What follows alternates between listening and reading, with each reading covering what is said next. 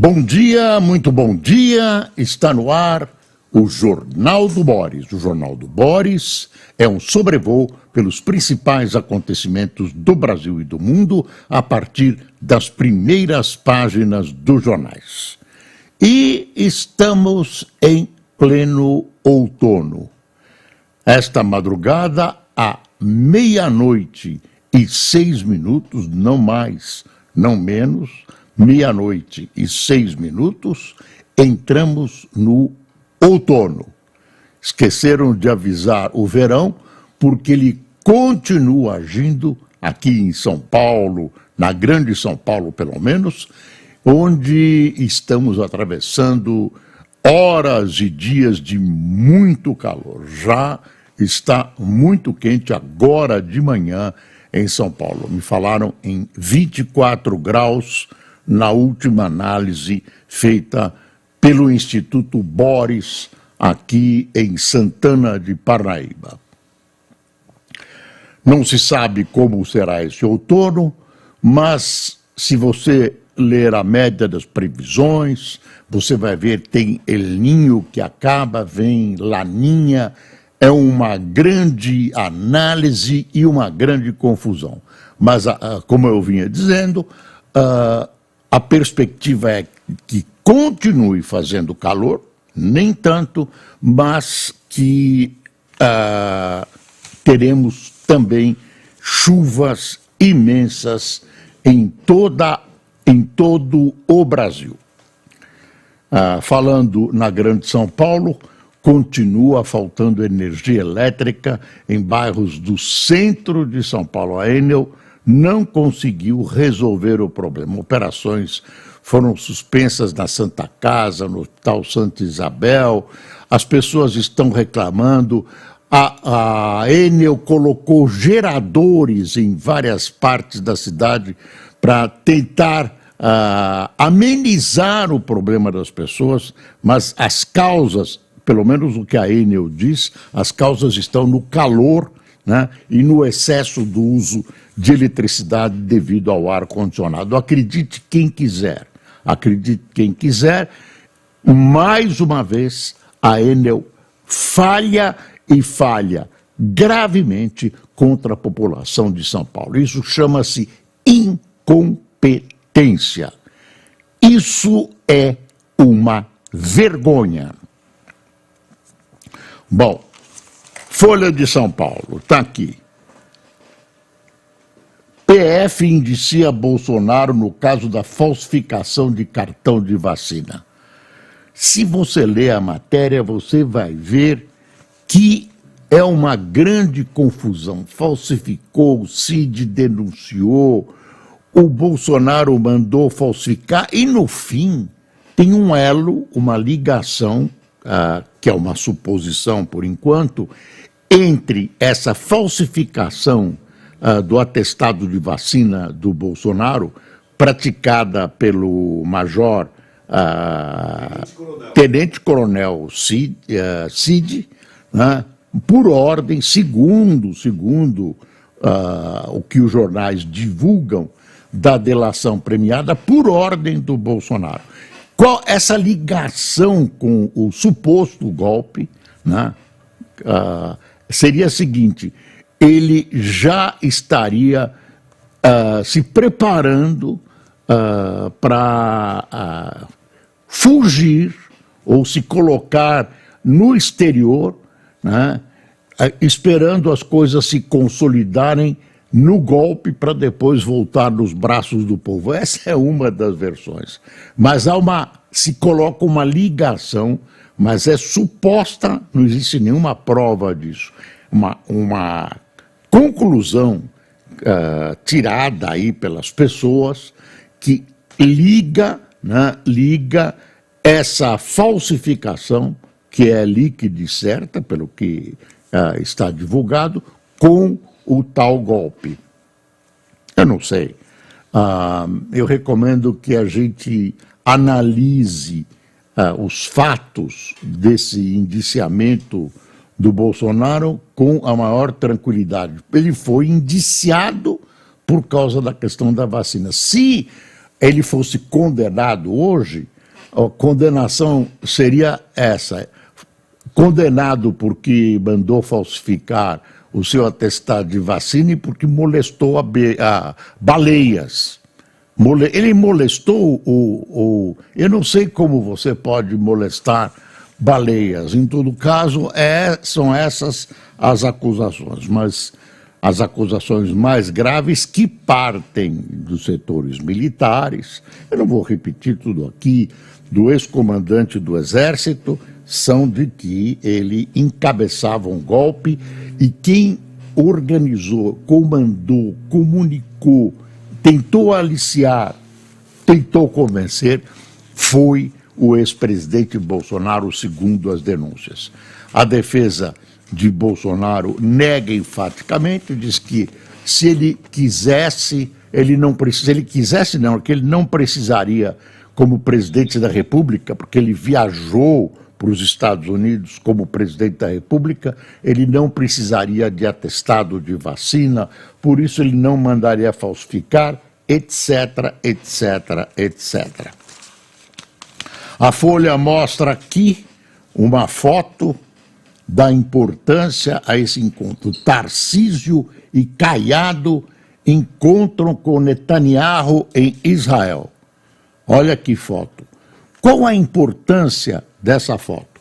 Bom, o Tarcísio é o governador de um estado, do mais importante, mais rico estado brasileiro, e o Caiado é de um estado médio, importante também. O Caiado é uma figura importante da política nacional há muito tempo. E qual a relação maior que se faz sobre o futuro dessas duas figuras? Ambos são citados como candidatos à presidência da República. Muito mais Tarcísio, né, que chefia o executivo do principal estado brasileiro, do que Caiado. Caiado é guindado pelo próprio nome e pelo seu histórico. Ambos representam a direita brasileira, não é extrema-direita, é direita.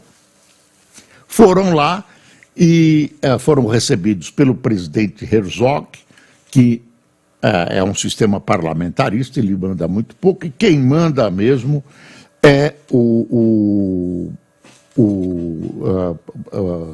Netanyahu, que recebeu os dois, que estavam de gravata igual, agora tem uma mania de gravata azul. O Netanyahu de gravata vermelha, agora deram uma bicada no Lula. Levantaram de novo a questão.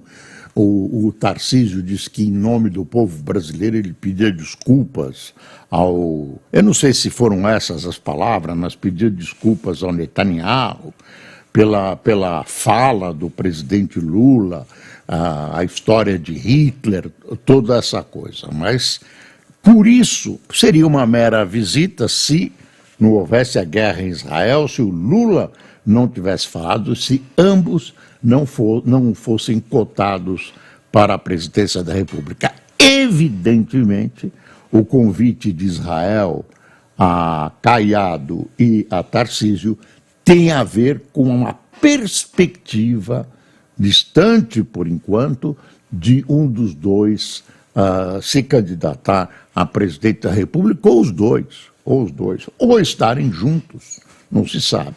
Mas são duas figuras que vão assumindo um papel importante no país e que representam a direita brasileira. Eu diria a direita... pode ser a direita mais civilizada, não há extremos. Tem extremos dos dois lados. Bom, Bolsonaro não vai preso nada, ele está indiciado, ainda tem que passar pela promotoria e ainda ele manda para o juiz e o juiz que começa ou não o processo. Então não é tão simples assim, não é tão rápido assim. Eu recomendo que a gente analise isso sempre com o pé atrás, porque todo esse noticiário acaba sendo contaminado pela situação política, pelas divisões que existem no Brasil, etc, etc. Aqui em cima, ó, tem uma fotografia do Pedro Hertz, está aqui, ó, que faleceu ontem. O enterro está marcado para hoje no cemitério israelita do Butantã. Pedro Hertz, um livreiro que morreu aos 83 anos e geriu durante muito tempo. Ele foi o criador dessa da grandiosidade da Livraria Cultura.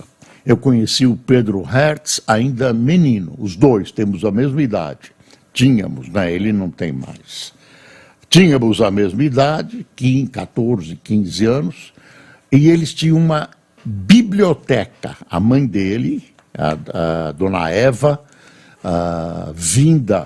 um casal, veio da Alemanha, fugindo de Hitler, e na Rua Augusta, em São Paulo, eles moravam numa casa, na parte superior, e na parte inferior havia uma pequena biblioteca circulante de livros estrangeiros. Então, eram livros alemães, russos, ídis, e a minha mãe lia português, russo e ídis, e eu ia buscar os livros. E lá estavam trabalhando o Pedro e o Joaquim, né, que auxiliavam os pais na tarefa de atender a freguesia. Dona Eva se foi, Pedro assumiu a direção da Livraria Cultura, manteve o mesmo nome, foi para a esquina da Avenida Paulista com Augusta, no Conjunto Nacional, foi uma belíssima livraria, e depois as coisas foram degringolando, chegou a ter 18 livrarias espalhadas pelo país e acabou indo embora, acabou envolvida num processo de vai e vem de falência e, enfim, acabou-se a Livraria Cultura. Como é que ela acaba? Não pagou aluguel, não conseguiu pagar o aluguel no Conjunto Nacional, na esquina da Paulista com Augusta, a livraria foi despejada e perdeu a oportunidade de tocar em frente uma recuperação judicial, porque não tinha de onde tirar ganhos. Enfim, pelo que eu imagino, Livraria Cultura morreu junto com Pedro Hertz, um pouco antes, mas morreram juntos. Repousa em paz, Pedro. Revisão deve apontar contas na meta fiscal, afirma Tesouro. Olha, eu tenho uma notinha da Folha na primeira página. O primeiro relatório de avaliação do orçamento 2024 deve apontar resultado dentro da meta fiscal, diz Otávio Ladeira, subsecretário da Dívida Pública do Tesouro Nacional. Na avaliação do governo, a revisão vai ajudar a consolidar expectativas do mercado sobre as contas públicas. O ministro Fernando Haddad, da Fazenda, defende déficit zero e sofre pressão da ala política para alterar a meta. Na eleição, segurar esse pessoal que precisa gastar e quer gastar é complicado, Olha, sobre gastos, o Valor traz uma notícia interessante, dá uma espiada.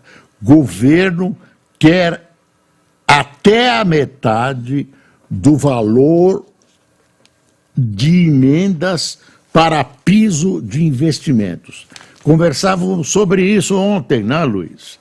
O que eles querem, eu não sei como vão fazer isso, né? Eu estou achando difícil, agora em época eleitoral, o governo tem essas emendas, que eu acho que não devia ter, que é um agradinho para os redutos eleitorais dos senhores parlamentares.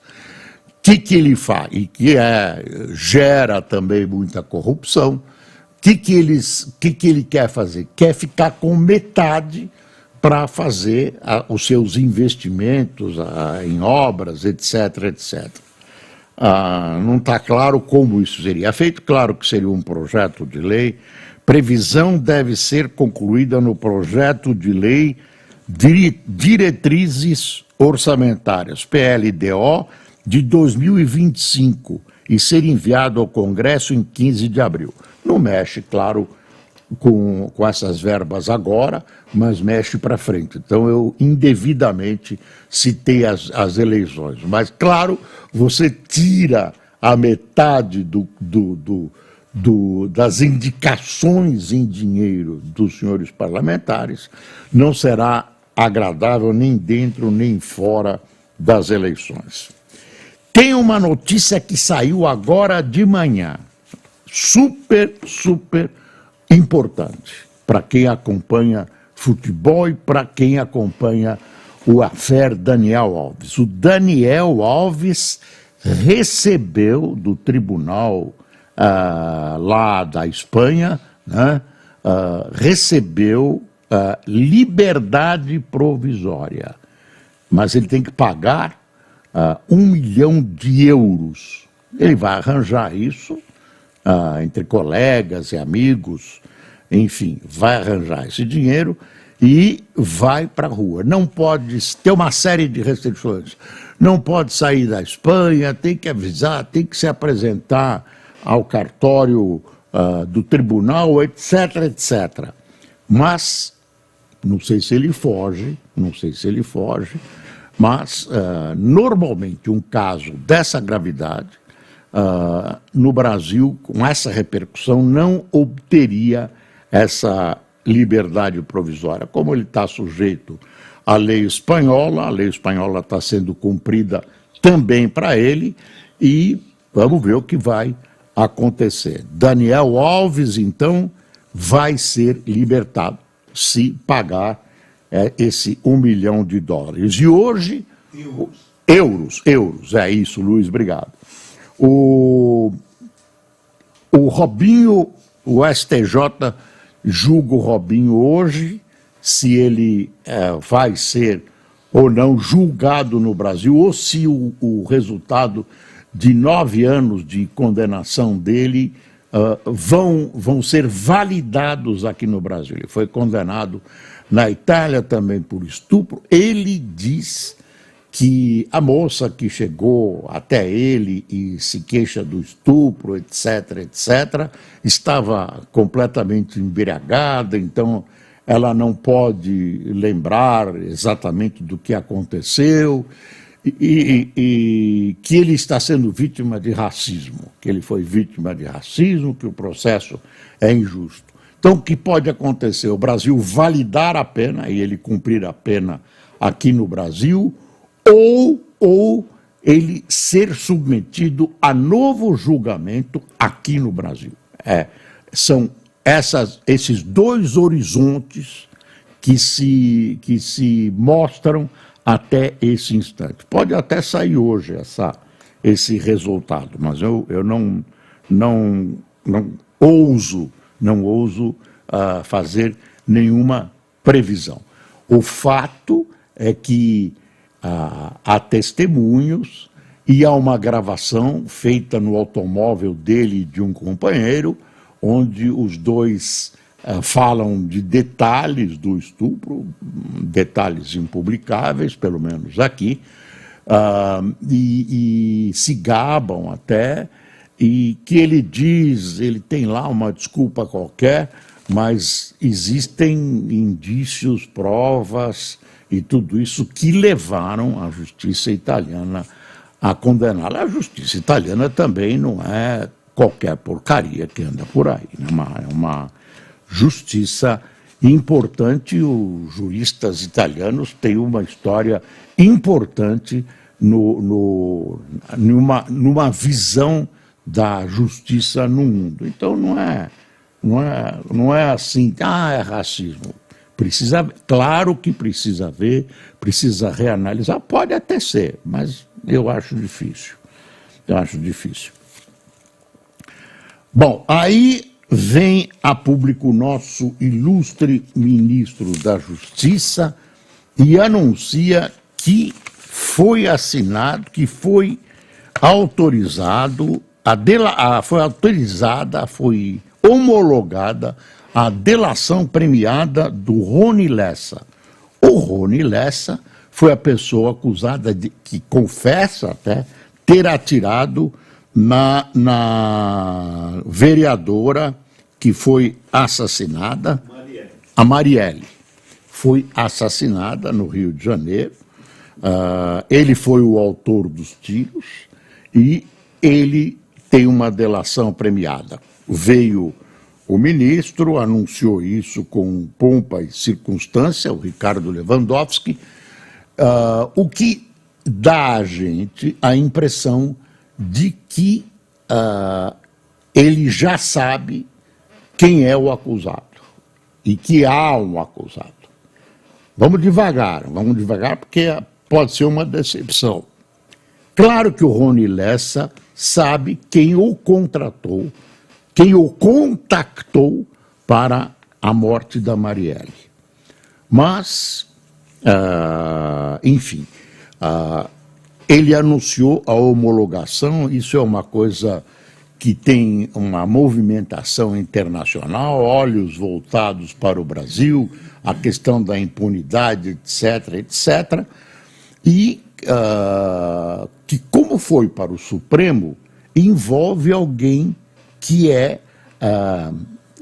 cuja liberdade, cujo julgamento é abarcado pelo Supremo. Então, é alguém lá, deputado, um juiz, enfim, alguém que tem, que é julgado pelo Supremo. Então, vamos aguardar. Também eu acho que a gente não deve se precipitar, tem aí muita especulação no ar, etc., etc. Temos hoje a reunião do Copom, que deve marcar uma queda nos juros, mais uma queda de 0,5%. Que é o esperado, 99% dos observadores dizem que será de 0,5%, e a grande perspectiva, a grande curiosidade é saber qual vai ser o relatório do Banco Central em relação ao futuro. Se deve continuar essa escalada de queda de juros, será menor ou não. Essa é a curiosidade do mercado. E também, por coincidência, o Fed americano também analisa juros, né, e supostamente deve mexer com os juros americanos. Quer ver como a CNN analisa isso? Chama de super quarta-feira. Ixi, deu um problema aqui, gente. Eu e o computador, Boris e o computador, está aqui, ó. Super quarta pode trazer mudança no horizonte da política monetária no Brasil e nos Estados Unidos. No Brasil, grande parte dos analistas espera que o BC passe a sinalizar mais um corte de 0,5 ponto para a próxima reunião, em vez de 2, como vem fazendo desde agosto. E o Federal Reserve, já nos Estados Unidos, a aposta é que o juro seja mantido no patamar de 5,25% a 5,50% nas próximas reuniões do Fed. Inclusive, as expectativas dos atores de que em junho se inicie um ciclo de cortes. Aí tem um erro de sentido, eu não estou entendendo. Com mais de 7 pontos... houve cortes de mais de 7 pontos percentuais entre... Não dá para entender, desculpe, não dá para entender. Tem um pasticho aqui que não dá para entender. Não é burrice minha, nem analfabetismo, realmente tem uma confusãozinha aqui. Vamos para o Globo? Vamos para a primeira página do Globo. PF indicia Bolsonaro por fraude em cartão de vacinação. Isso nós já falamos e eu recomendo sempre uma análise cuidadosa, muito cuidadosa de tudo isso. Tá? Por enquanto, ele está indiciado por isso. Até ser preso tem todo um trâmite, tem que passar pela promotoria, pelo Ministério Público, depois vai para o juiz aceita ou não, e aí começa o processo. E a gente não sabe quanto tempo vai levar.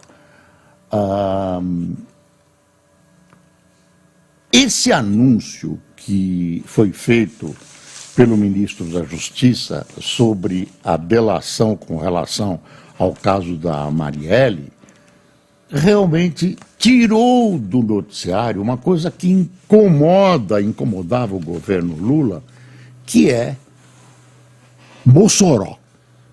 2 gatos pingados lá do Comando Vermelho, perigosíssimos, bandidos, fugiram da cadeia.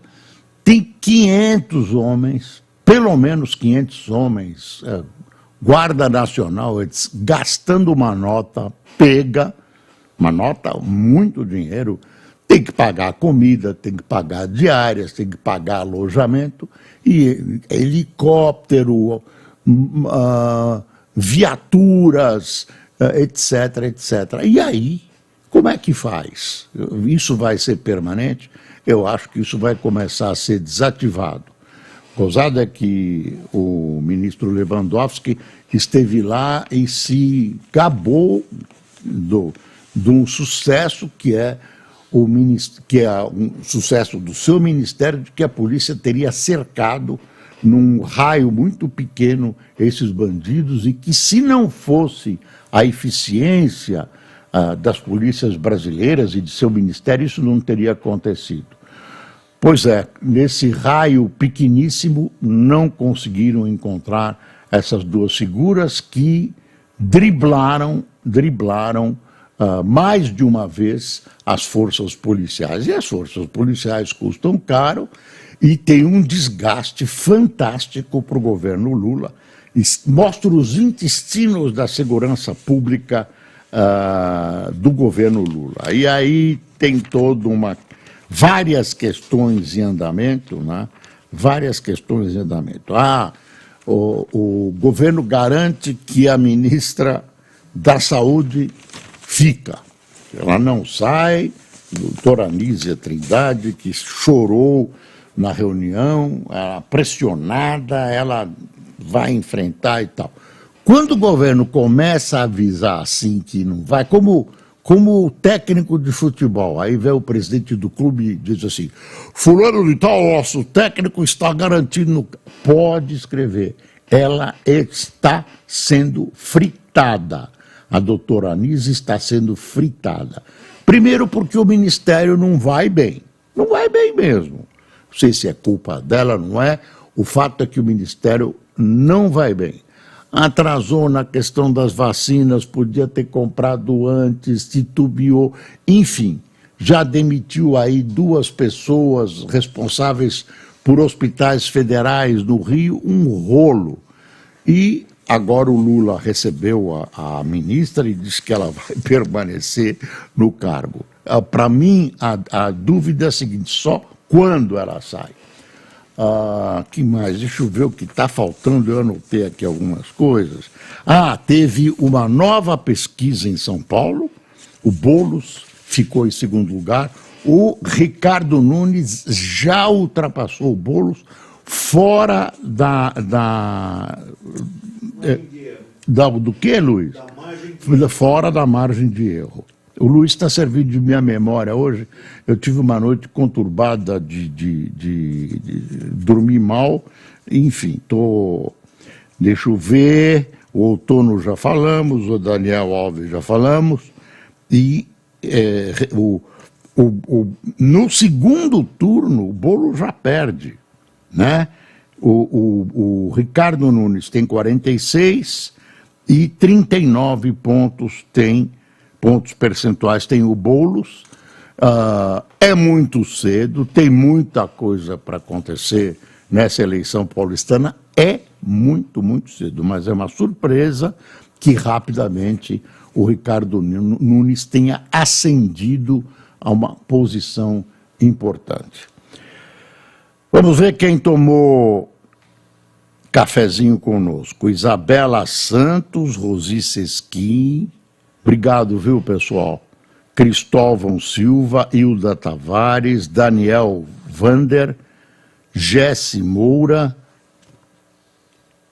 Zuleque Matos, João Roberto, Cristina Aparecida, Vanessa Teixeira, Gustavo Santos, Fábio Toujeiro, Ariovaldo da Costa, Diego Andrade, Elaine Baroni de Campinas, Caterine Fragoso do Recife, Fábio Silva de Dourados e Rogério José de Capanema, no Pará.